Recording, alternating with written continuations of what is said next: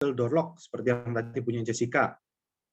Seperti itu. Terus ada CCTV indoor juga nih di area living room karena dia biasanya owner ini mau juga masuk recording untuk di area living room ya.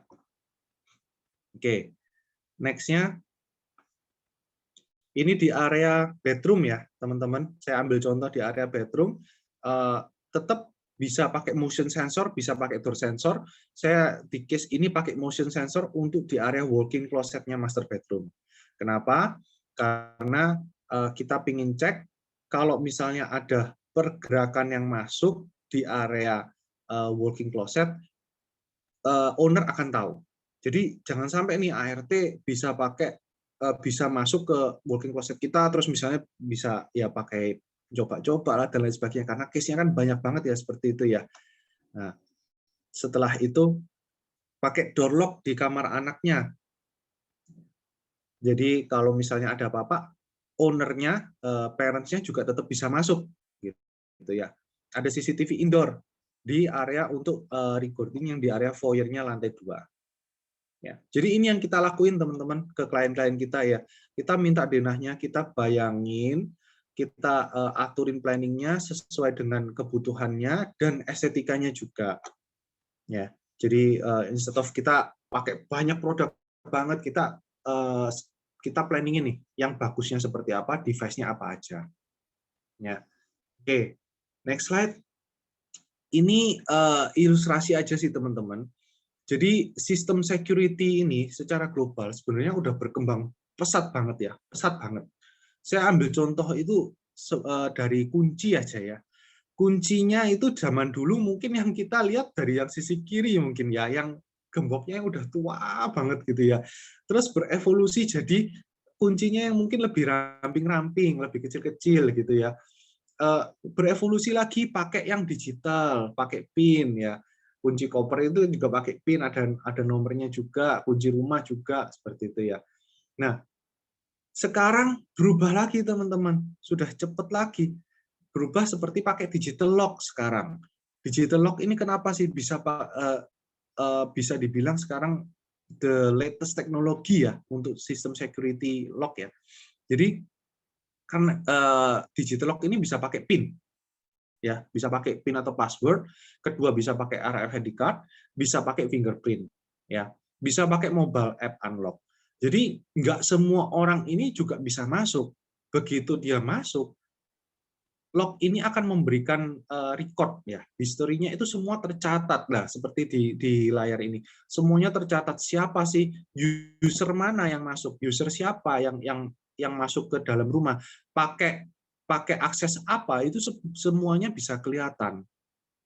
Ya, di dalam app ini juga kita bisa buatin PIN sementara teman-teman. Jadi misalnya kalau contohnya yang mungkin relevan itu di apartemen, ya kita ada panggil istilahnya freelance cleaning gitu ya misalnya ya. Kita buatin nih PIN sementara. Kita nggak akan share, saya nggak akan share PIN master saya dong. Saya akan buatin PIN sementara yang berdurasi hanya misalnya saya janjian dengan freelance cleaningnya jam 10 pagi sampai jam 12 siang misalnya seperti itu. Ya sudah, saya buatkan PIN yang valid dari jam 10 pagi sampai jam 12 siang. Setelah jam 12 siang, dia tidak akan bisa pakai akses PIN itu lagi. Ya. Jadi perkembangannya itu pesat banget. Ya. Jadi teman-teman jangan ragu untuk berkonsultasi dengan vendor-vendor, dengan John Powell juga, untuk kalau misalnya sistem security apa sih yang cocok, sistem security apa yang device-device apa nih yang saya bisa implementkan di lapangan, itu kita very welcome ya untuk kasih insight ya, karena teknologi itu banyak banget ya. Ini saya hanya cerita yang residensial, yang untuk building atau komersil lebih canggih lagi ya. Ini saya coba operkan ke Pak Paulus untuk share tentang smart building. Oke, Pak Albert, terima kasih, dan juga sekali lagi selamat siang ya, udah hampir siang nih teman-teman semua. Mungkin sebelum saya masuk nih ke topik pembicaraan berikutnya mengenai smart building, nah tadi mungkin Pak Hendro udah sedikit menjelaskan ya ke teman-teman bahwa kita bicara smart home dan smart building ini sebenarnya perbedaan utama itu adalah satu di operator dan kedua ini dari sisi kompleksitas produk itu sendiri. Nah, cuma teman-teman tetap nggak usah khawatir karena dari perkembangan teknologi pun semua vendor-vendor dari smart home, smart building, semua itu berlomba-lomba untuk menciptakan teknologi yang mungkin bisa dibilang sesimpel mungkin. Jadi walaupun mungkin kita bicara dari segi kompleksitas smart building ini memang lebih rumit ketimbang dari smart home, tapi sebetulnya tetap pada saat nanti dijalankan, terutama teman-teman, peranan teman-teman ini sangat penting ya dari sisi desainer ini teman-teman nggak perlu takut untuk bisa teman-teman merancangkan suatu desain yang memang anggapannya bisa bikin building ini smart gitu. Nah, nanti saya akan jelaskan sedikit ke teman-teman dari tingkat kompleksitasnya seperti apa. Nah, mungkin tadi saya akan rangkumin dulu sedikit untuk sejauh ini. Mungkin tadi teman-teman udah mendengarkan juga dari Pak Hendro, dari juga Pak Albert juga mengenai smart home. Nah, sebetulnya ada juga beberapa poin juga yang mungkin teman-teman bisa take note ya.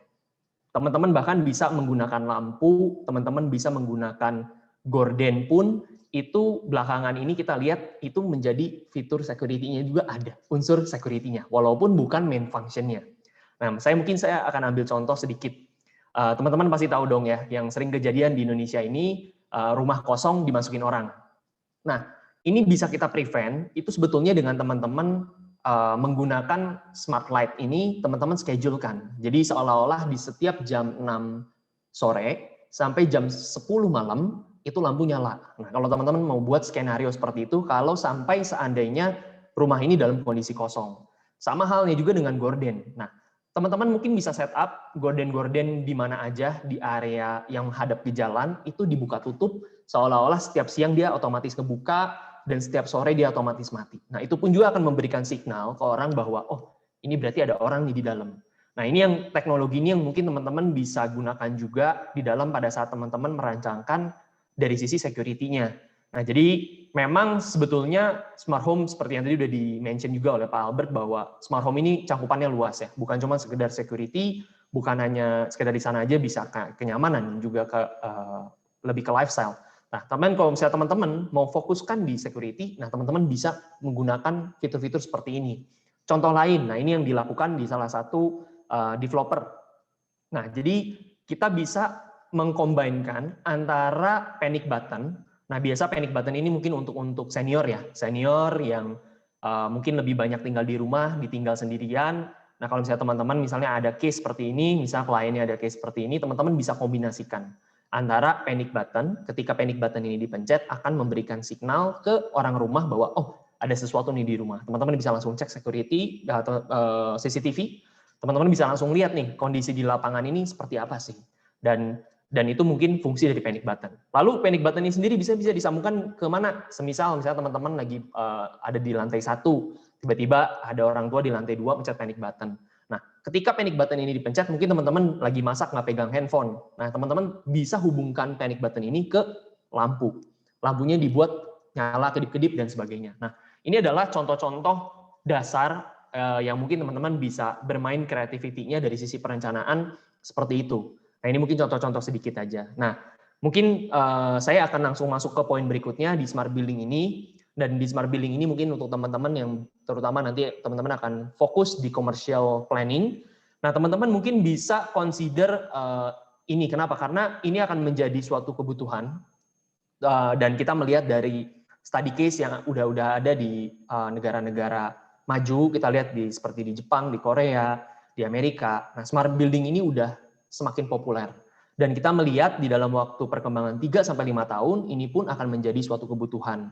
Nah, jadi peranan teman-teman sebagai dari sisi desainer pun, ini akan menjadi peranan penting di dalam perencanaan ini. Nah, di tahun ini pun kita sebetulnya udah mendapatkan request. Nah, ini mungkin bisa menjadi proyek perdananya kita di hotel ya. Jadi teman-teman mungkin udah pernah dengar ya, kalau misalnya di China ini udah banyak sekali hotel-hotel smart hotel, yang bahkan check-in kita udah nggak perlu lagi harus ketemu ke resepsionis dan sebagainya. Teman-teman bisa ngelakuin itu pre-check-in, teman-teman bisa face detection.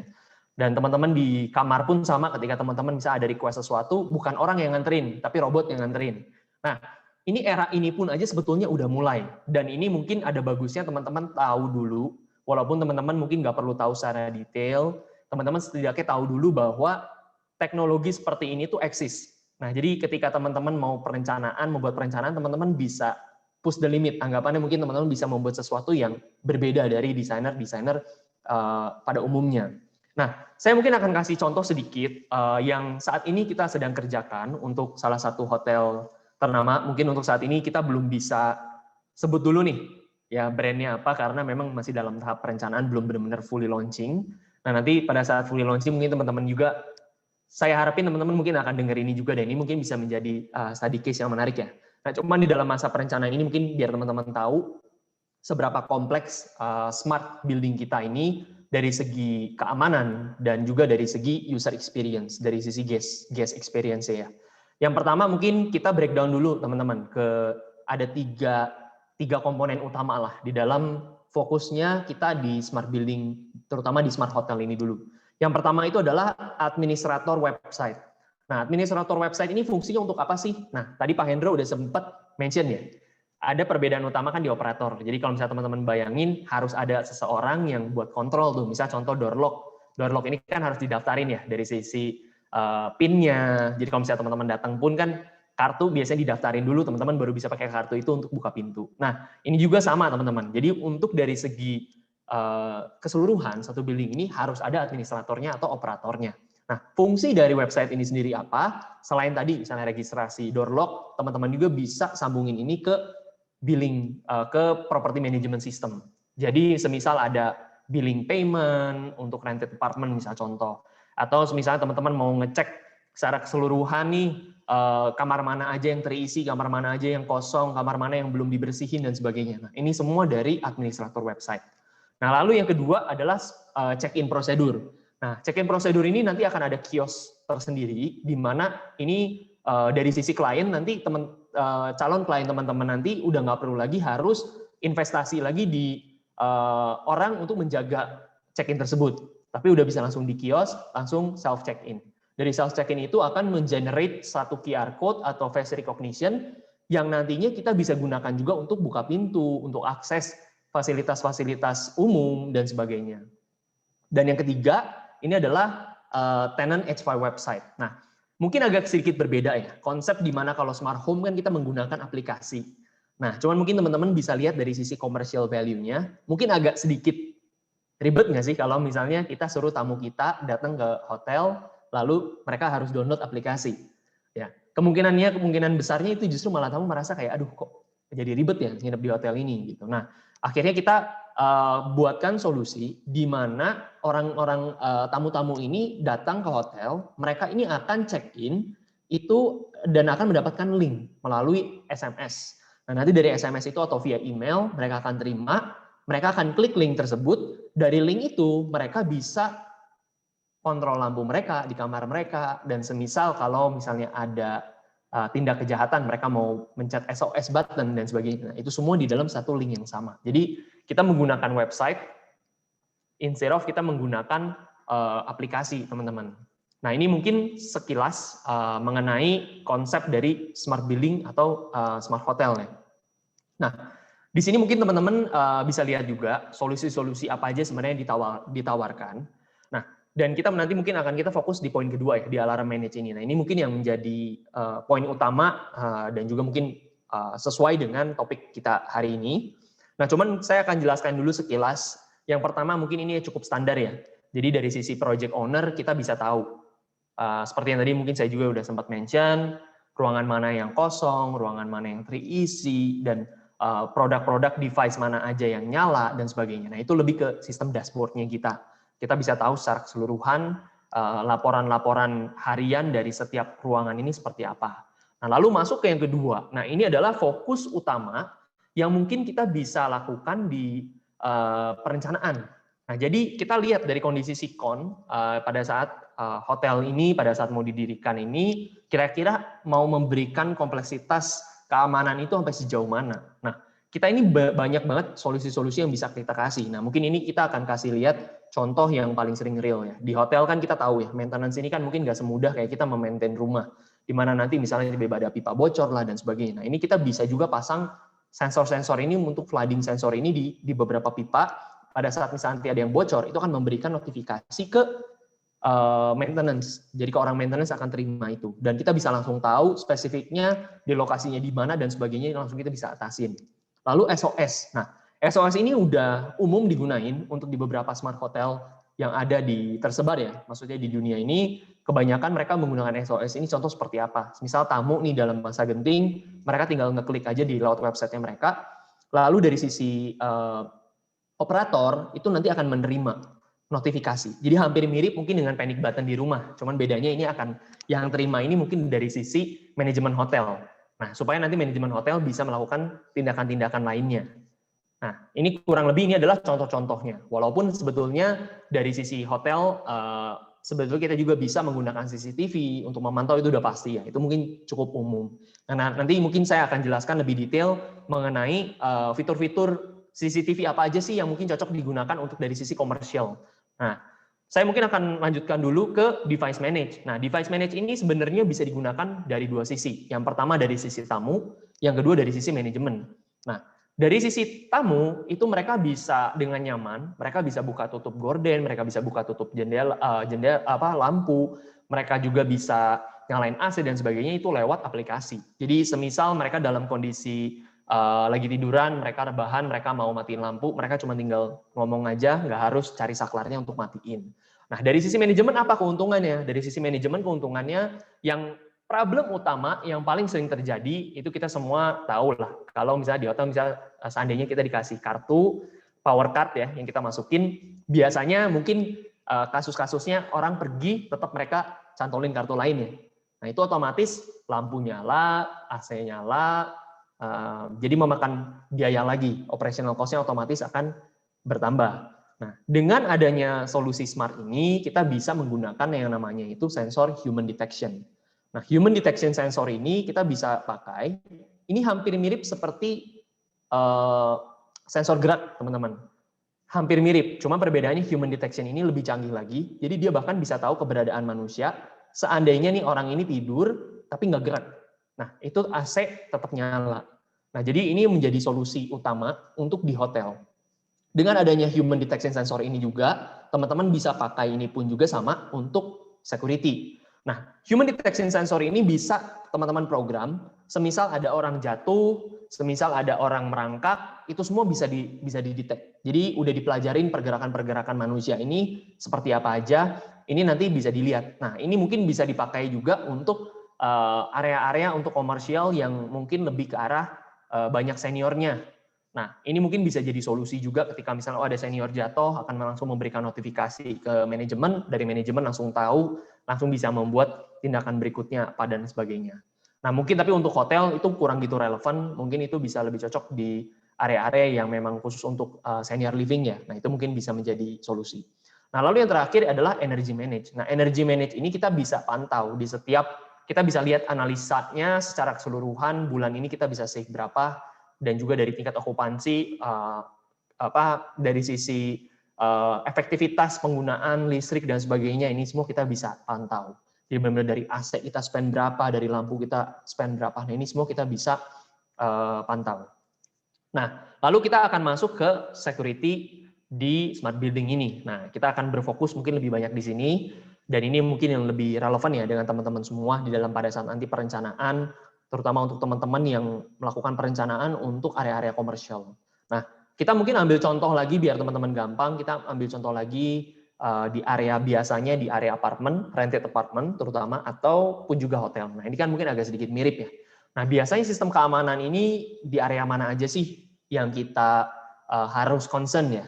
Nah, biasanya ini adalah di area fasilitas, ruangan fasilitas seperti area meeting, area gym, kolam renang, ya terus nanti kalau misalnya ada spa juga mungkin teman-teman bisa pasang di area sana.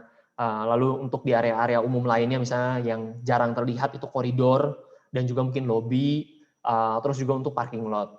Nah, di area-area 3 ini mungkin adalah 3 area umum yang teman-teman harus fokuskan karena ini akan menjadi titik penting lah, atau mungkin tempat-tempat penting yang teman-teman harus perhatikan. Karena kalau misalnya di area ini teman-teman udah bisa pastiin ini aman, teman-teman nggak usah worry yang lainnya. Contoh untuk area residentialnya pun itu pasti akan aman juga. Seperti itu. Nah, kita bicara security, itu mungkin tadi udah disempat mention juga oleh Pak Albert, itu bukan hanya sekedar security melulu ya. Nah, yang biasanya yang paling umum sampai sejauh ini yang sering kita lakukan adalah, yang paling sering dipakai itu adalah CCTV, smoke detector, dan juga motion sensor. Nah, dan juga tambahan tadi human detection sensor, nah itu adalah teknologi yang cukup baru teman-teman.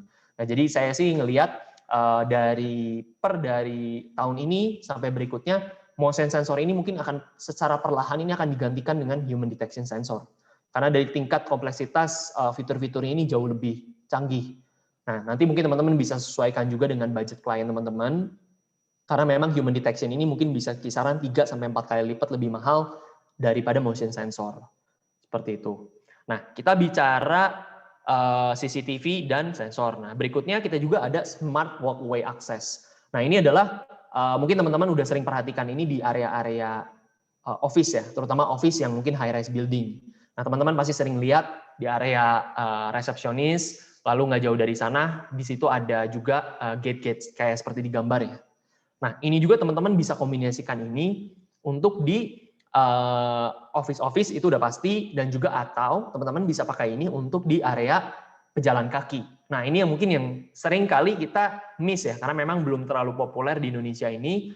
Nah, kita sering lihat kalau misalnya mobil lewat segala macam, itu ada penangkalnya ya, ada gate-nya lagi lah, ada opening gate-nya lagi untuk kita bisa tahu nih keluar masuk mobil. Tapi seringkali kita miss, ternyata orang yang berbuat kejahatan pun kan nggak harus selalu pakai kendaraan, bisa aja mereka jalan kaki masuk ke dalam ruangan, mereka melakukan kejahatan di dalam. Nah, sebelum kita masuk ke dalam itu kita prevent dulu dari luar. Nah, ini yang seringkali mungkin kita miss dan ini kurang gitu populer memang di Indonesia, tapi mungkin kita ngelihat tren ke depan dan mungkin juga sekedar informasi buat teman-teman pun pada saat teman-teman membuat perencanaan ini mungkin teman-teman bisa cegah tingkat kriminalitas komersial ini bahkan jauh-jauh dari waktu sebelum orang masuk ke building. Dan teman-teman bisa pakai ini di area-area pejalan kaki sebelum masuk ke akses ke dalam. Nah, yang paling sering-sering teman lihat mungkin paling sering lihat teman-teman bisa contoh ada di mall ya. Di mall kan kita sering lihat ya penjagaan ketat, yang pejalan kaki pun dicek ya kan, ada post security-nya. Nah, itu mungkin itu pun bisa digunakan ganti dengan ini. Jadi kita bahkan bisa tahu dan keunggulannya lagi apa, teman-teman bisa dapetin data. Nah, ini keunggulan dari smart system.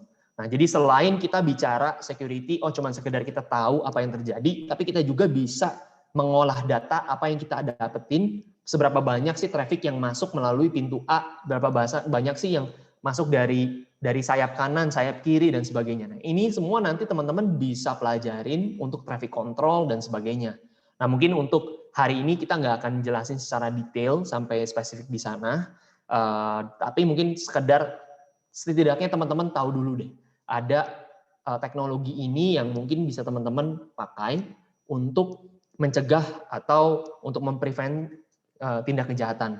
Nah, lalu yang ketiga, nah ini tadi saya udah sempat bilang juga mobil. Nah, mobil kita udah sering lihat ya teman-teman ya, kita udah sering perhatiin, dan terutama perkembangan dari opening gate untuk mobil ini pun udah makin berkembang. Kita banyak makin lihat, makin kesini udah nggak perlu lagi orang buat jaga untuk masalah pembayaran dan sebagainya.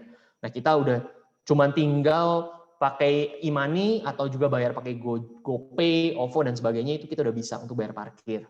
Nah, cuman dari sisi security, apa sih yang sebenarnya teman-teman bisa tambahin?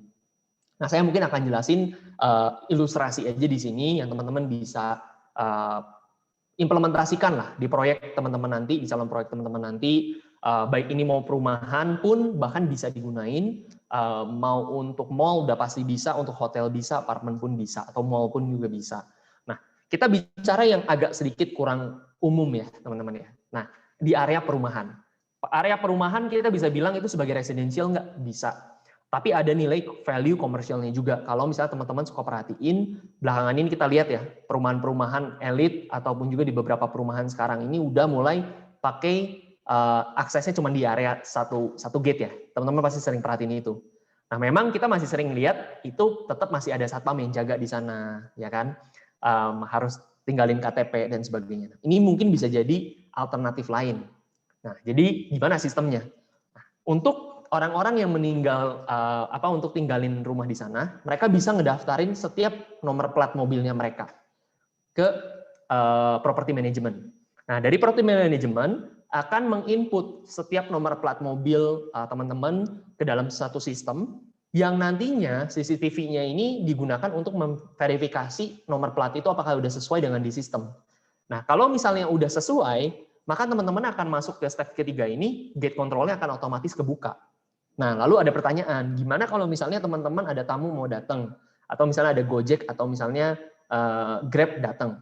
Nah, itu teman-teman nggak usah khawatir, karena kita lihat dari sistem sekarang pun teman-teman udah bisa ngecek, ya kan, nomor plat dari setiap driver Gojek dan Grab ini pun juga teman-teman udah bisa lihat lewat aplikasi. Nah, teman-teman bisa melakukan semacam pre-check-in, tapi mungkin ini lebih ke pendaftaran sebelum pada saat dikirimkan, barang tersebut dikirimkan, teman-teman input dulu di sana, nanti dari Gojek dan Grab ini bisa masuk dengan sendirinya. Lalu setelah misalnya pengiriman selesai, kita misalnya nanti kita bisa bikinkan misalnya setting setelah sekian lama kita bisa delete gitu untuk nomor-nomor yang temporary ini, bisa dalam waktu seminggu, 2 minggu, sebulan. Nah, itu nanti kita bisa aturkan seperti itu untuk meningkatkan security-nya lagi. Nah, di sini bukan hanya sekedar security doang, lagi-lagi dari sistem smart ini teman-teman terutama dari sisi mungkin kita dari point of view-nya sebagai pengembang ya. Pengembang ini mereka bisa mendapatkan data-data. Seberapa banyak sih sebenarnya orang keluar masuk dari satu titik ini berapa banyak, dan juga dari sisi itu pun juga mereka bisa menghemat biaya pun. Mereka nggak harus simpen yang tadinya mungkin 3 orang, 4 orang buat jaga di sana, sekarang cukup simpen 1 orang aja untuk maintenance, dan kalau seandainya misalnya ada pengiriman dari Tokopedia dan sebagainya, mungkin kita nggak bisa daftarin plat mobil untuk terima barang, atau nanti mungkin bisa dipikirin lah konsepnya seperti apa, nanti mungkin peranan teman-teman lah di sini, role teman-teman yang akan masuk di dalam perencanaan ini, kira-kira desain utamanya ini mulai dari masuk dan sebagainya ini kira-kira seperti apa sih. Nah, ini yang mungkin yang bisa teman-teman implementasikan. Nah, untuk mall, hotel, apartemen mungkin lebih simpel ya teman-teman ya. Itu kan kayak keluar masuk pada umumnya, nanti orang keluar bayar dan sebagainya. Nah, cuman secara konsep ini udah sangat memungkinkan untuk teman-teman bisa implementasikan. Dan saat ini kita lagi kerjain juga untuk salah satu pengembang untuk perumahan. Nah, makanya tadi mungkin saya bisa share sedikit, itu berdasarkan dari hasil yang sejauh ini memang sedang kita siapin, teman-teman.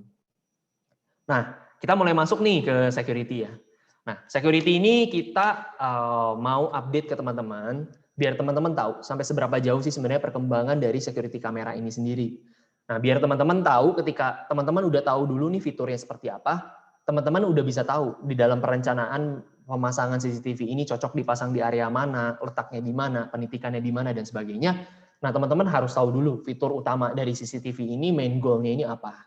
Karena security kamera ini bukan hanya sekedar kamera aja, yang teman-teman cuma lihat, oh iya nih ada pergerakan ini, tapi ternyata lebih dari itu loh teman-teman. Nah, saya akan share dulu sedikit dari yang standar-standar dulu aja.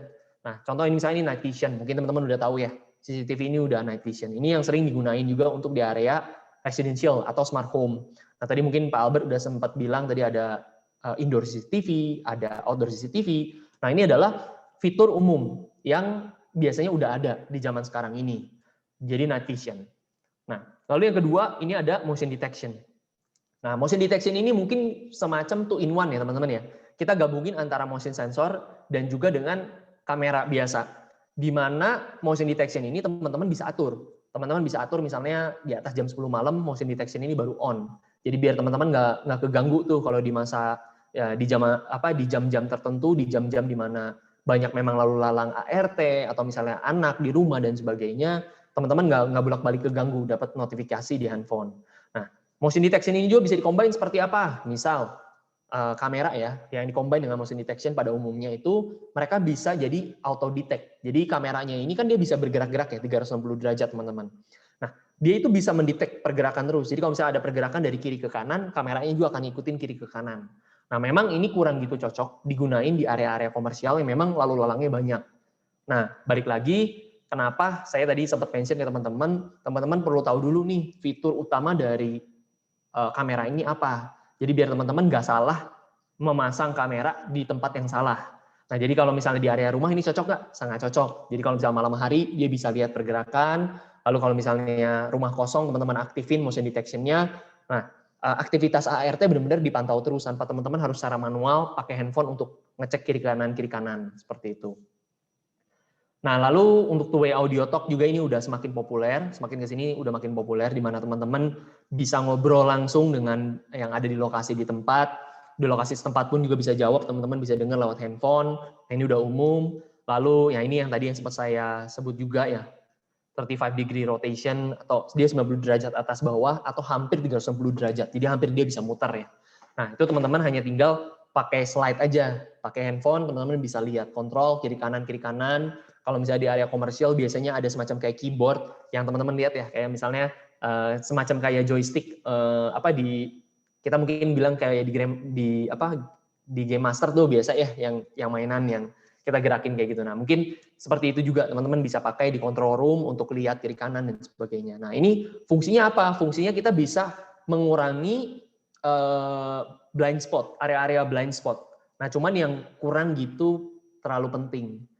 Nah, jadi ini mungkin bisa jadi solusi buat teman-teman pergunain untuk di area-area misalnya contoh untuk menghemat budget, tapi juga at the same time kita nggak mau sampai blind spot ini terlalu banyak. Nah, teman-teman bisa pakai fitur ini. Nah, lalu untuk waterproof, ini udah umum. Biasanya ada di produk-produk security yang posisinya di outdoor. Nah, lalu kita bicara nih yang lebih lanjut lagi nih. Ini adalah feature yang lebih advance lagi ya teman-teman. Dan ini mungkin ada bagusnya teman-teman tahu, terutama untuk teman-teman yang bergerak di commercial, untuk perencanaan di building ini yang mungkin bisa jadi prerequisite atau sesuatu requirement penting. Karena CCTV biasa doang mungkin nggak terlalu bisa memenuhi kebutuhan dari project owner ya, biasanya seperti itu. Nah, ini adalah AI security camera yang umum. Teman-teman mungkin bisa lihat dari face detection dan juga body temperature. Nah, kedua dari face detection dan body temperature ini, dia selain dia bisa pastinya ya sesuai dengan dari namanya, selain dia bisa mengetahui nih, oh kita bisa mendeteksi seseorang, orang ini siapa, terus suhunya berapa. Nah, saya mungkin ingin share sedikit ke teman-teman di dalam implementasi, di dalam kesehariannya ini bisa digunakan seperti apa. Nah, saya ambil contoh case face detection karena waktu itu kita kebetulan ada ngobrol dan juga ada diskusi di kebutuhan untuk sekolah. Di mana kebutuhan untuk sekolah ini teman-teman bisa pergunain kamera ini di face detection. Nah, mungkin untuk di area mall sekali lagi mungkin ini kurang gitu terlalu relevan.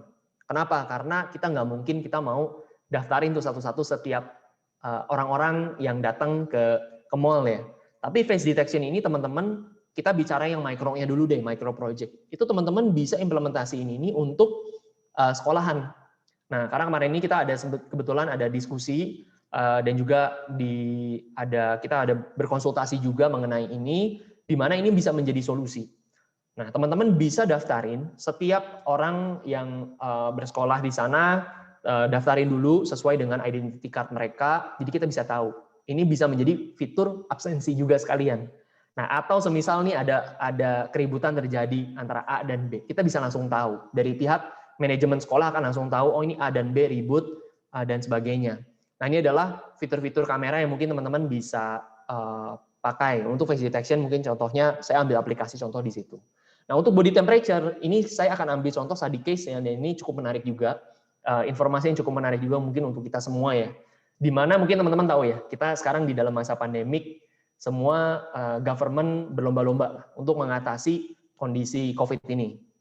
Nah, saya akan ambil contoh, kalau misalnya teman-teman mengikuti berita juga, China ini sangat baik ya di dalam mereka mengendalikan COVID-19 ini. Mereka sangat cepat, mereka lockdown di dalam waktu kurang lebih 1-2 bulan, mereka udah bisa mengatasi.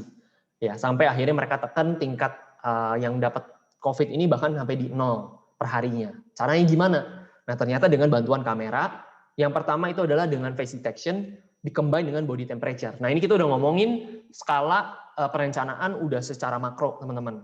Nah, kalau misalnya teman-teman misalnya ada akses dengan government dan sebagainya, teman-teman bisa ke depan mau memplanningkan sebuah security dari sisi yang memang point view-nya besar, nah ini mungkin cocok. Nah, saya mungkin kayak tadi, saya akan lanjutkan lagi di China, bagaimana sih sebenarnya mereka mengatasi masalah ini. Nah, mereka akan ngecekin di setiap area-area utama, MRT, lalu di stasiun, terus di halte-halte bus, mereka akan cek semua body temperature-nya. Begitu mereka mendeteksi ada body temperature yang abnormal atau ada batas tertentu yang mereka udah setkan, mereka akan langsung tahu.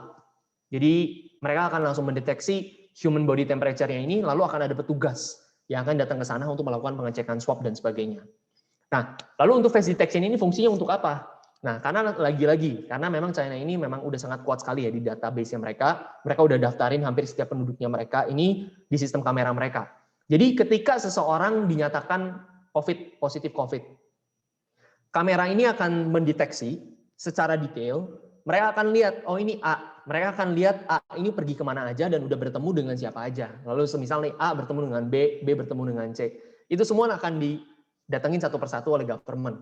Dan itu salah satu cara cepat mereka di dalam mengatasi pandemik. Nah, ini adalah fitur yang benar-benar udah sangat canggih, yang teman-teman udah bisa pertimbangkan juga, dan udah eksis juga di Indonesia ini. Nah, tergantung memang dari biaya. Memang AI kamera ini masih cenderung mahal sekali ya. Mungkin dari segi biaya dia bisa 10 kali lipat lebih mahal dari kamera-kamera pada umumnya. Nah, walau tergantung dari seberapa kompleks, seberapa smart dari kamera ini bisa membedakan muka dan sebagainya. Lalu untuk speeding check pun sama, ini udah sering juga digunakan di beberapa negara maju. Ketika misalnya ada orang yang melakukan speeding, mereka akan otomatis screenshot, mereka akan kirimkan ke alamat tertera, itu semua udah nyambung semua berdasarkan database. Lalu untuk gender identity, nah ini yang teman-teman bisa teman-teman pasang di area-area komersial untuk di toko-toko, untuk di area mall. Nah teman-teman jadi bisa menganalisa. Jadi calon klien teman-teman ini nanti bisa menganalisa seberapa banyak sih sebetulnya laki-laki atau perempuan yang datang ke mallnya kita. Nah, itu kita bisa analisa dari sana. Nah, cuman mungkin untuk gender identity ini dia lebih ke arah untuk commercial value-nya ini bukan ke arah security, teman-teman, tapi lebih ke arah untuk data. Nah, ini yang teman-teman perlu tahu juga. Jadi pada saat nanti teman-teman pemasangan kamera, nah balik lagi, pada saat nanti teman-teman pada saat pre-planning, ini teman-teman mesti ngobrol lebih detail dengan perencana atau dengan pengembang, mereka kebutuhannya seperti apa, dan setidaknya teman-teman udah tahu ini dan teman-teman bisa implementasikan itu. Lalu untuk fireproof, ini untuk di area-area yang rentan terbakar. Nah, teman-teman bisa pasang ini supaya data-datanya teman-teman ini nggak hilang dan sebagainya. Dan pada saat kejadian pun teman-teman masih bisa nge-record. Nah, ini adalah beberapa mungkin fitur-fitur kamera yang kita bilang udah cukup canggih, yang mungkin belum terlalu banyak orang tahu, tapi sebetulnya itu udah eksis semua di Indonesia ini. Nah, lalu ada juga flow analysis. Nah, ini flow analysis dia lebih kompleks ketimbang dari gender identity tadi ya, teman-teman ya. Di mana flow analysis ini sebenarnya dengan kamera ini teman-teman bisa tahu di area-area tertentu yang teman-teman pasang, di area showcase, exhibition, di area airport, teman-teman bisa pelajarin seberapa banyak sih sebenarnya orang yang ngantri di area tersebut dan berapa lama setiap orang tersebut nunggu. Nah, dari berapa jumlah orang mengantri dan juga dari jumlah lamanya orang menunggu, otomatis teman-teman akan mendapatkan data juga interval dari setiap orang. Semisal interval pertama 5 detik, lalu interval ke orang kedua menjadi 10 detik, 30 detik, 45 detik. Itu artinya ada sesuatu yang operasionalnya kurang gitu bagus. Karena semakin lama, intervalnya semakin lama. Nah, ini mungkin yang bisa pemilik restoran atau misalnya toko-toko tersebut, mereka bisa perbaikin sistemnya mereka. Dan dari sisi mall pun mereka bisa meningkatkan customer satisfaction, atau misalnya dari airport pun, dari government pun mereka bisa meningkatkan juga ya, supaya customer experience mereka itu lebih bagus ketika mereka datang ke sana. Nah, ini adalah beberapa contoh-contoh fitur-fitur yang mungkin teman-teman perlu tahu lah, gitu. Nah, lalu kita masuk ke poin berikutnya. Nah, tadi kan teman-teman udah sempat ditunjukin ya oleh Pak Albert, kita bicara mungkin di rumah. Nah, rumah-rumah ini pada umumnya menggunakan 3,6 meter lens. Nah, di mana sebetulnya produk-produk kita ini semuanya udah HD, udah 1080. Nah, jadi angka yang tertera yang teman-teman lihat di sini, ini adalah angka jarak ideal dari setiap lensa yang terpasang. Nah, kita ambil contoh untuk kamera yang di rumah 3,6 mm ya. Lensa 3,6 mm pada umumnya itu jarak idealnya itu adalah 3 meter. Nah, ketika kita menjadikan itu HD, fiturnya HD, itu dikalikan 2, teman-teman. Jadi itu kurang lebih sekitar 6 meter jarak ideal dari satu kamera ini. Nah, jadi teman-teman bisa pertimbangkan juga untuk di area-area komersial. Nah, teman-teman bisa ngukur ya, terutama kan teman-teman pasti udah tahu ya, misalnya area denahnya ini jarak berapa kali berapa, ketinggian plafon berapa. Nah, teman-teman bisa ngitung. Kira-kira yang ideal ini menggunakan lensa yang berapa ketebalannya.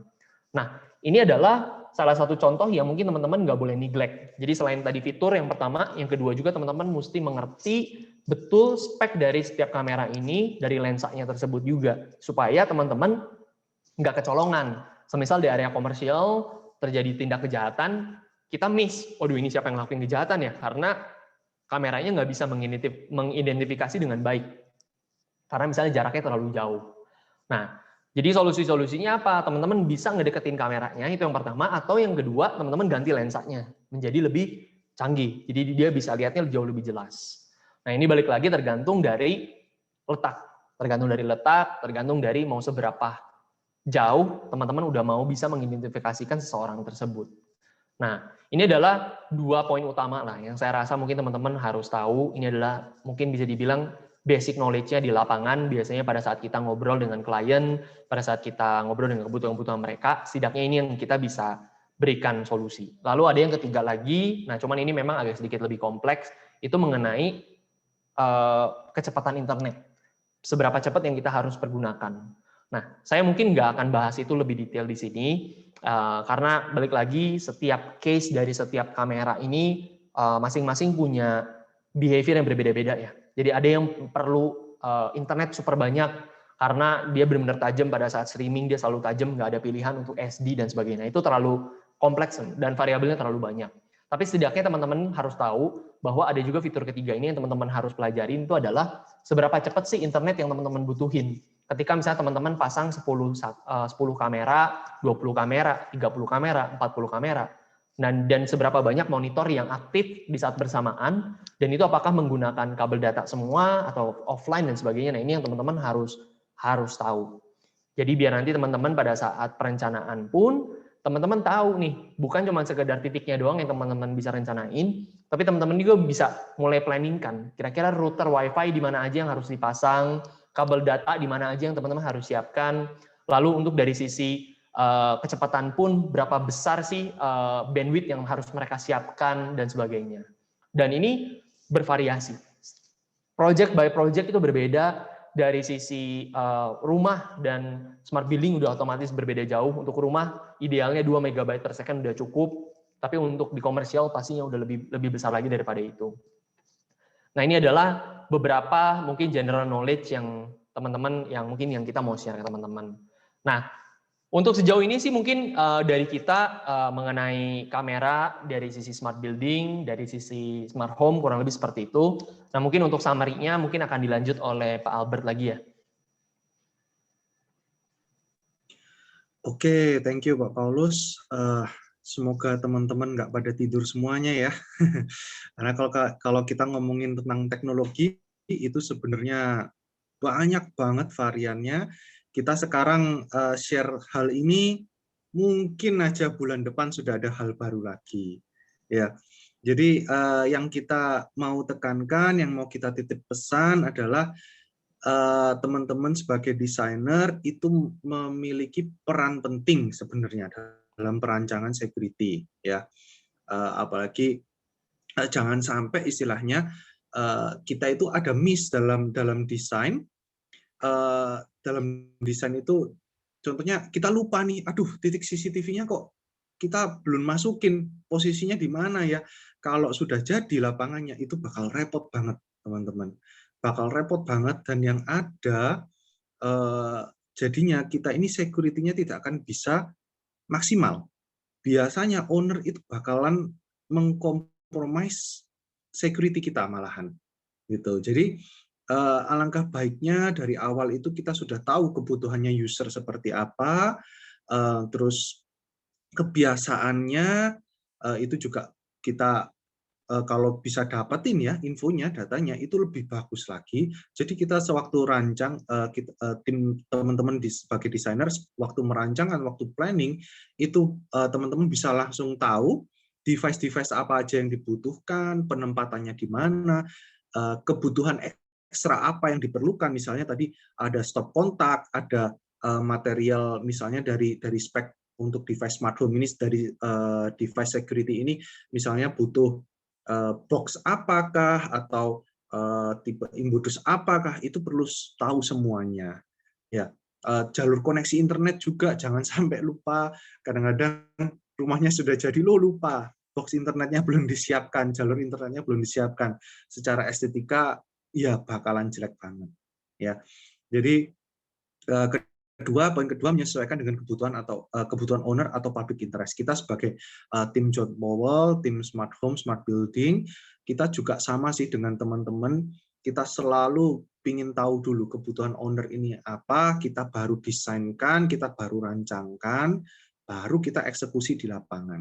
Nah, kalau kita bisa berkolaborasi dengan teman-teman sebagai desainer dari awal, ini jauh lebih enak, gitu. Karena biasanya desainer ini sudah tahu nih, kan kalau teman-teman mau desain kan harus tahu nih kebutuhannya user ini seperti apa, kemauannya dia seperti apa. Nah, kita juga bisa lebih enak lagi masuknya gitu. Ya, mungkin itu aja sih yang dari kita sementara ini.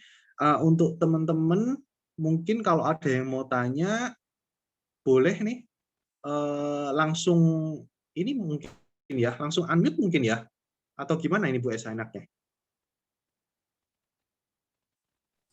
Langsung aja sih Pak. Apa langsung, maksudnya mereka unmute sendiri gitu ya? Boleh sih, ya. Ya, monggo silahkan teman-teman kalau ada yang mau pertanyaan atau mau tanya tentang proyek desainnya juga, mumpung aslinya jadi sini.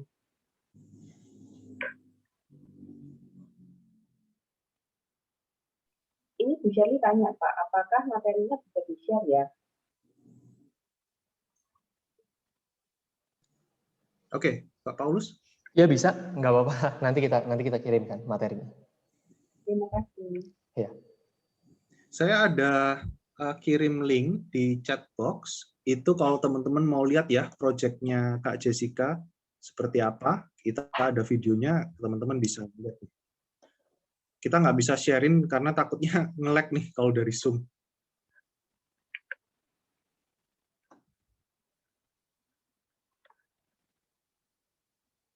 Oke, sembari menunggu pertanyaan dari teman-teman semua, saya mau tanya dulu kalau mengawali yang lain. Kalau misalnya sejauh ini dari beberapa proses yang sudah di-handle sama tim Power, tindak kejahatan apa dan sebenarnya kayak threat dan aspek apa sih yang biasanya itu top papanya nih, kalau misalnya saya dapat residential maka ini top 3 yang saya harus consider, kalau saya dapat komersial ini top 3-nya gitu. Itu apa itu?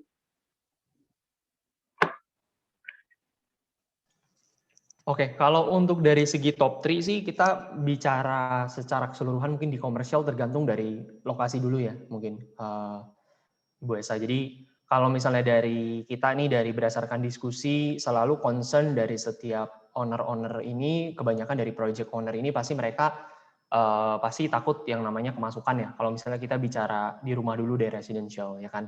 Nah, jadi biasanya sih solusi yang paling utama yang bisa dikuatin yaitu sebelum mungkin orang masuk ke dalam, kita bisa menggunakan untuk driveway access ya. Itu yang bisa menjadi utama. Lalu ketakutan kedua, kebakaran. Nah, itu makanya smoke detector belakangan ini umum digunakan, atau bisa juga pakai solusi panic button. Di mana panic button ini nanti setiap rumah akan memencet panic button ini, nanti pos satpam atau security itu mereka akan terima. Ini kira-kira dari unit berapa. Nah, ini adalah ketiga hal yang paling sering di request, concern dari mereka itu apa. Nah, mungkin kalau untuk mall dan lain-lain, kita terus terang kita belum sampai masuk ke smart mall gitu, belum ya. Cuman kita rasa mungkin hampir sama juga. Jadi kita mungkin bisa mencegah itu mulai dari orang sebelum masuk, itu mereka udah tahu bahwa oh ini mereka dalam pengecekan. Gitu. Identitas mereka dicatat dan sebagainya, itu akan mengurangi atau mencegah lah. Setidaknya mereka tahu bahwa ini mereka di dalam pengawasan. Nah, kurang lebih mungkin seperti itu ya mungkin Ibu Esa. Terima kasih. Pak, ini ada juga pertanyaan dari Olivia dari angkatan 2018. Kalau misalnya seluruh kontrol rumah dilakukan dengan menggunakan smartphone, kalau smartphone-nya hilang atau kecurian gimana ya? Apakah sudah ada solusinya? Nah, pertanyaan bagus nih. Oke, ya. Mungkin Pak Hendro mau jawab? Iya, jadi tadi saya sempat mengatakan kalau semua ada di handphone kita, ya kan? Kalau handphone kita hilang, sebenarnya hal yang paling berbahaya adalah rekening dulu. OVO kita lah, GoPay kita lah. Yang paling penting adalah email. Di mana-mana bobol semuanya akun itu yang dibobol itu emailnya, bukan dari perangkat kita. Itu kenapa kalau dulu saya pakai handphone, saya nggak pernah pakai password. Tapi sekarang handphone saya pakai password. Kenapa? Karena begitu buka itu semua akan bisa mengakses semua, sebagian besar ada di sana. Rekening ada di sana, email ada di sana, bisa masuk ke Facebook, bisa masuk ke WhatsApp, bisa masuk ke mana. Itu jauh lebih berbahaya daripada fitur smart home. Kenapa? Karena kalau fitur smart home, dia mungkin cuma bisa nyala matiin AC, lampu, TV, nggak ada gunanya.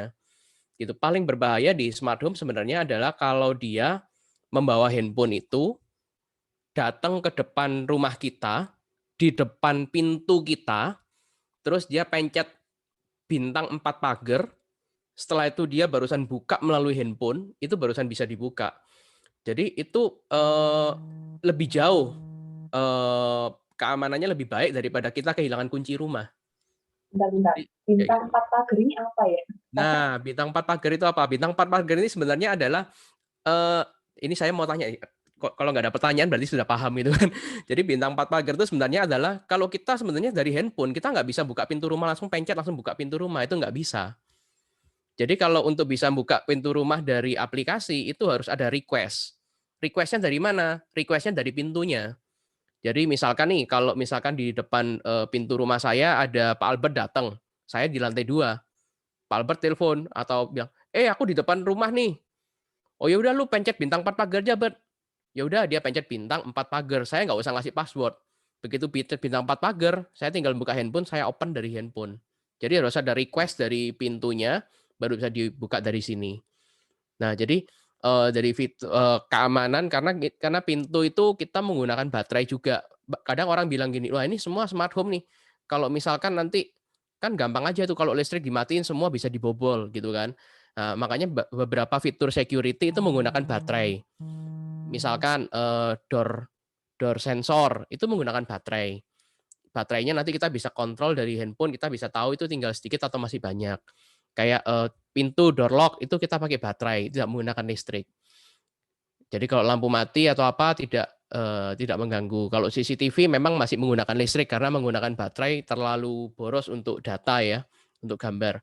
Jadi, beberapa tipe security memang sudah menggunakan baterai dan saya rasa ini, kalau kita kehilangan handphone itu kecil sekali orang akan membobol rumah kita. Kenapa? Karena dia juga nggak tahu rumah kita di mana. Oh, iya juga ya, iya juga. Apa, Iya, karena dia nggak tahu rumah kita di mana. Mungkin kalau kalau orang bobol handphone kita, dia iseng-iseng nyala matiin rumah kita doang. Nah, tapi dengan seperti itu sebenarnya kita kan sebenarnya punya user, ya kan, kita punya user, kita bisa masuk dari handphone lain, setelah itu kita ganti user kita, itu sudah kita jadi punya akses lagi. oh, jadi Nah, sesimpel itu. maksudnya kayak yang ditanyakan Olivia tuh kalau misalnya kartu kredit hilang kita bisa telepon bank minta diblokir gitu. Kalau misalnya pakai smartphone ini berarti kita masuk lewat Handphone lain. terus diblokir lewat sana gitu ya. Betul, nanti kita bisa mindahin kayak usernya gitu. Jadi misalkan saya pemilik rumah, nah usernya sementara tak pindahin ke Albert, ini handphoneku hilang nih. Albert masuk, aku masuk dari handphonenya Albert, aku pindahin usernya itu bisa. Bahkan aku bisa mengganti user juga bisa. Oke, saya kalau itu meneruskan pertanyaan dari Olivia. Kalau beberapa saya ini agak tertarik sama bintang 4 pagar ini. Bintang 4 pagar ini apa kayak kode universal untuk semua pintu yang pakai smartphone atau itu kita bisa setting juga? Mayoritas menggunakan bintang 4 pagar itu untuk yang platformnya kita ya, platformnya kita John Paul pakai bintang 4 pagar. Kalau platform di yang lain saya nggak tahu, itu kan hanya untuk men-trigger aja. Jadi bukan universal yang sampai semua pintu menggunakan itu, tidak. Kan punya sistemnya sendiri-sendiri, tapi kalau kita menggunakan itu. Nah, berbicara tentang provider smart system, John Paul ini kan satu-satunya di dunia.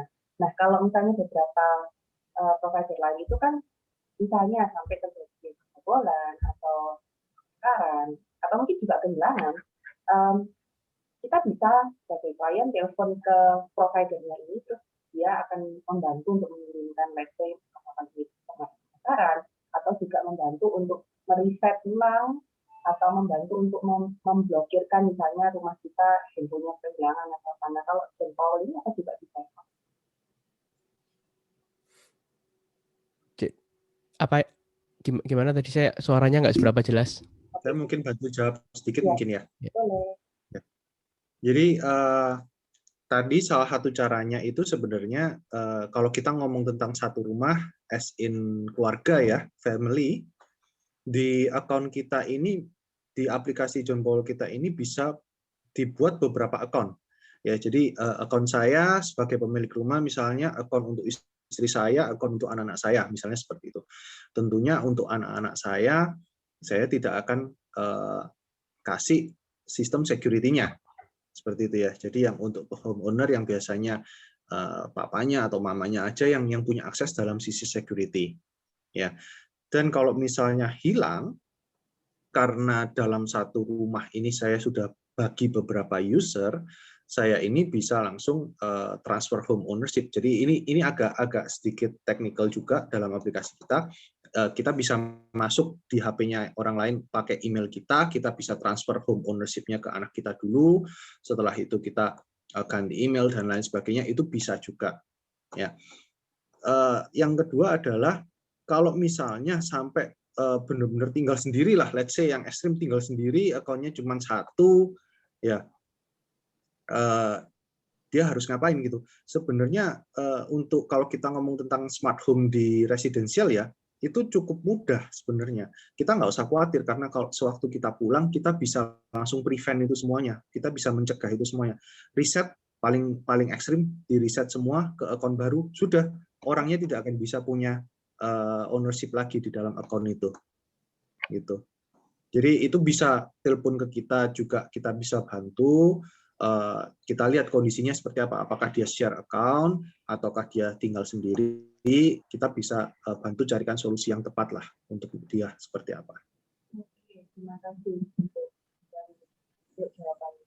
Jadi ini cukup secure lah ya, ada troubleshoot-nya kalau sampai terjadi apa-apa. Ya. Tadi menarik juga ngomong kalau sistem smart home ini ada baterainya. Olivia, saya berharap ini tadi pertanyaannya sudah terjawab ya. Terus tadi Pak Indra sudah sempat mention kalau sampai mati lampu, beberapa sistem itu ada yang dilengkapi dengan baterai. Kalau boleh tahu standarnya dan yang dipakai John Paul, baterai itu bisa bertahan sampai berapa lama? Oke, kalau untuk kita bicara mungkin yang paling umum ditanyain itu baterai itu biasanya untuk di pintu ya, karena kan pintu yang memang utama lah. Jangan sampai orang masuk tiba-tiba baterainya habis, nggak bisa ya kan. Nah, ini tuh biasa kurang lebih tergantung dari kegunaan. Cuma dengan asumsi buka tutup kurang lebih 10 kali itu bisa bertahan sampai seharinya ya, sehari 10 kali buka tutup itu bisa bertahan sampai 6 bulan. Dan juga nanti ketika misalnya teman-teman baterainya udah tinggal dikit, itu akan menerima notifikasi ke handphone, kita akan tahu, dan juga nanti dari pintunya sendiri pun juga dia bisa ngasih bunyi. Nah, lalu yang sering kejadian nih, gimana kalau seandainya udah dikasih notifikasi, udah handle-nya udah bunyi, tapi tetap masih belum diganti-ganti sampai akhirnya beneran mati. Nah, itu biasanya kita di bawah bagian pintu kita sebenarnya tetap masih ada kunci manual. Di mana sebenarnya kunci manual ini fungsinya itu sebagai emergency unlock.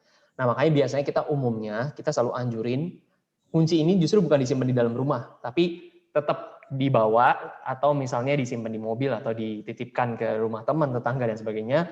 Ini supaya pada saat nanti baterainya habis, kita tetap masih bisa akses. Atau kalau misalnya sampai terjadi kerusakan di mesinnya pun, kita masih bisa akses masuk ke rumah. Lalu kita juga ada lubang USB untuk power bank. Nah, jadi kita bisa temporarily, kita colok power bank, dia akan mendapatkan power, kita bisa akses seperti biasa pakai fingerprint atau pakai PIN, setelah masuk ke dalam, kita ganti baterainya. Nah, itu mungkin bisa jadi solusi ya. Solusinya berarti sudah dipikirkan banyak cara dan durasinya cukup lama. Nggak mungkin lah ya mati lampu sampai 6 bulan, jadi ini sudah pasti secure. Iya, dan untuk mati lampu mungkin aman ya, karena kan balik lagi karena dia menggunakan baterai ya, kalau untuk pintu ya. Iya. Biasanya kesalahan terbesar adalah mereka menggunakan baterai yang murah. Nah, itu baru 1 minggu tiba-tiba 2 minggu udah habis gitu kan. Karena pakai baterai yang cuman 1 bijinya Rp1.000 gitu kan. Kan ada itu yang merek-merek gambar kucing lah, gambar apa itu kan banyak. Itu kalau bisa pakai baterai ya yang bagus lah, alkalin, energizer gitu supaya memang lebih oke gitu. Oke, terima kasih. Baik, yang lain apakah ada pertanyaan lagi? Bu Shirley mau tanya, Pak?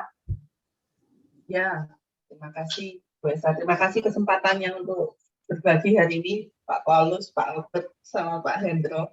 Ya, sama-sama. Saya penasaran nih, tadi kan sempat disampaikan mengenai produknya Jembawa, ya intinya apa yang dilakukan oleh Jembawa.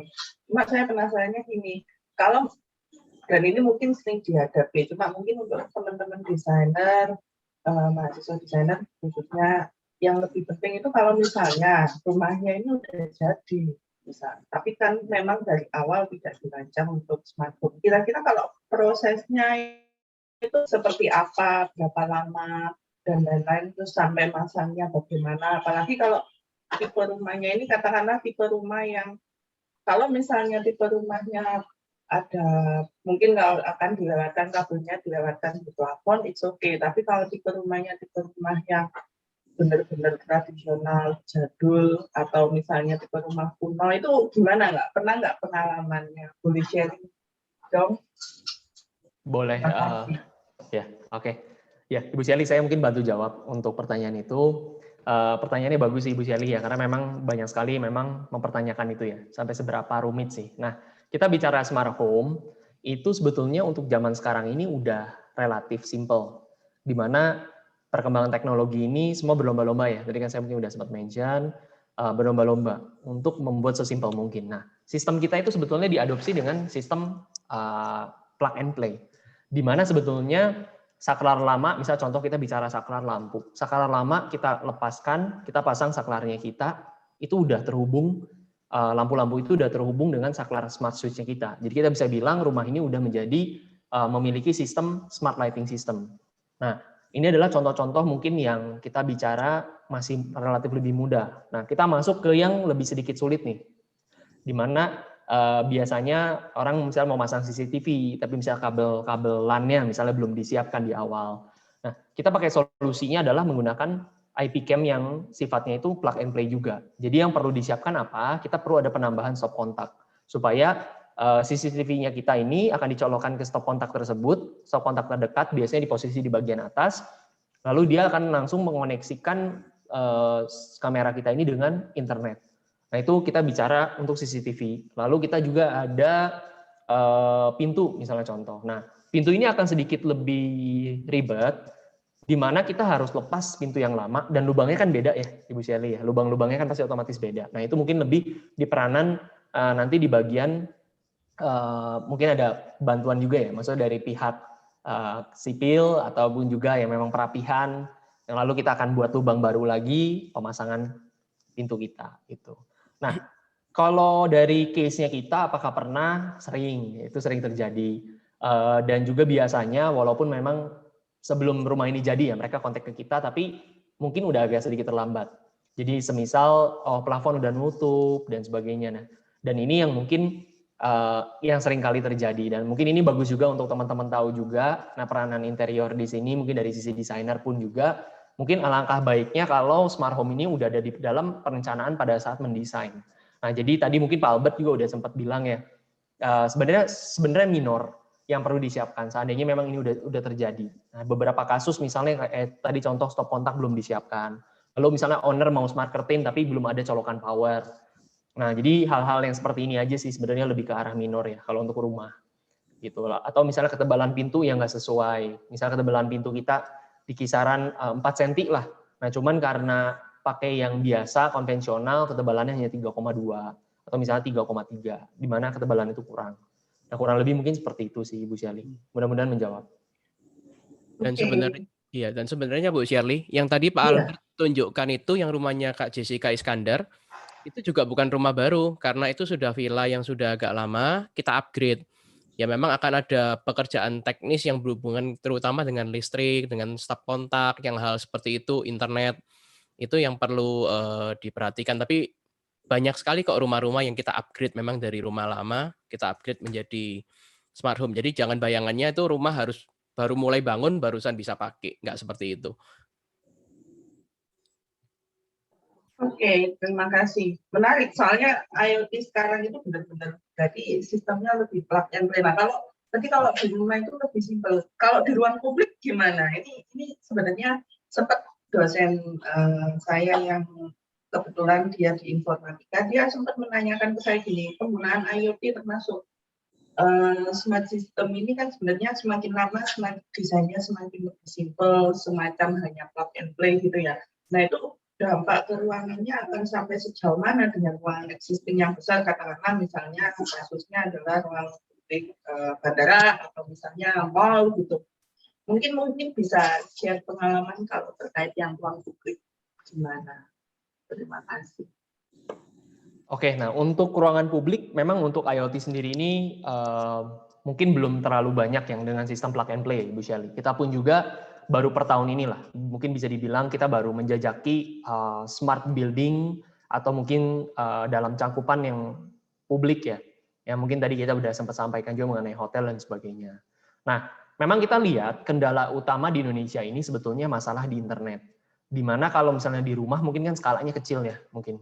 Jadi kalau sampai seandainya internetnya pun terjadi masalah, semua pengontrolnya via manual itu masih aman. Nah, cuman kan memang mungkin secara komersial kan dari sisi project owner mereka mau menghemat dari jumlah orang yang mereka pekerjakan ya untuk misalnya ngontrol AC dan sebagainya. Nah, otomatis ketika kalau sampai seandainya internet bermasalah, kita nggak bisa kontrol itu dengan baik dan benar, itu akan nge-create new problem, di mana mungkin anggapannya human-nya belum siap untuk melakukan pekerjaan manual, karena memang dari awal mereka mikir, oh ini udah manual nih, udah bisa manual ya kan, udah nggak perlu lagi manual, tapi ketika harus manual, malah jadi mereka panik dan sebagainya. Nah, untuk solusinya memang masih sedikit di-combine, antara kabel data ini tetap masih penting, di mana mungkin kalau misalnya kita bicara CCTV pun, kalau di rumah-rumah mungkin kita masih berani rekomendasikan dengan sistem plug and play langsung dari kameranya tersebut ke Wi-Fi. Tapi kalau untuk komersial, kita udah hampir bisa dipastikan 90% itu kita akan merekomendasikan CCTV ini semua terkoneksinya via kabel LAN. Jadi akan jauh lebih stabil ya dari sisi kamera, di mana semua kamera-kamera ini pun nanti akan dihubungkan ke satu control room.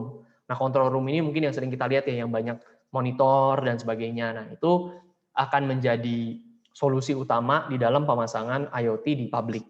Nah, seberapa besar kita merekomendasikan untuk sistem plug and play, balik lagi tergantung dari produknya dulu apa. Kalau misalnya hanya sekedar lampu, atau misalnya hanya sekedar lighting yang mungkin nggak terlalu signifikan impact-nya, itu kita mungkin masih berani dengan plug and play. Atau mungkin sensor-sensor, itu mungkin masih bisa. Tapi yang krusial mungkin seperti AC, seperti CCTV dan sebagainya, tetap mungkin masih lebih bagus via wiring ya, mungkin Ibu Shirley, seperti itu. Ya, menarik jawabannya Pak Paulus. Terima kasih sharingnya ini. Balik Bu Esa. Terima kasih Bu Shirley. Baik teman-teman, apakah ada lagi yang mau bertanya teman-teman?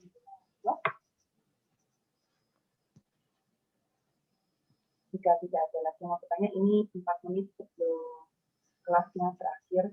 Jadi ini just nice time. Terima kasih, saya tutup kalau gitu ya, tidak ada pertanyaan lagi. Terima kasih untuk tim dari John Powell sudah berbagi waktu dan berbagi informasi terkini dengan kami semua.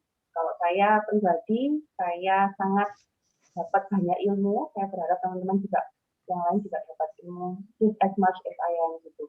Terima kasih banyak untuk waktunya. Semoga kita nanti bisa punya waktu lagi untuk tukar-tukar ilmu lagi ya, Bapak-Bapak. Terima kasih banyak Pak Paulus, Pak Albert, Pak Hector. Terima kasih semua. Thank you, Bu Esa. Thank you, Bu Shirley. Terima kasih Thank you, teman-teman semua. Selamat siang. Baik, kalau sudah tidak ada pertanyaan lagi, maka kelasnya saya tutup. Saya akhiri, teman-teman bisa meninggalkan Zoom itu. Terima kasih. Ya, terima kasih. Terima kasih Bu Esa. Ya.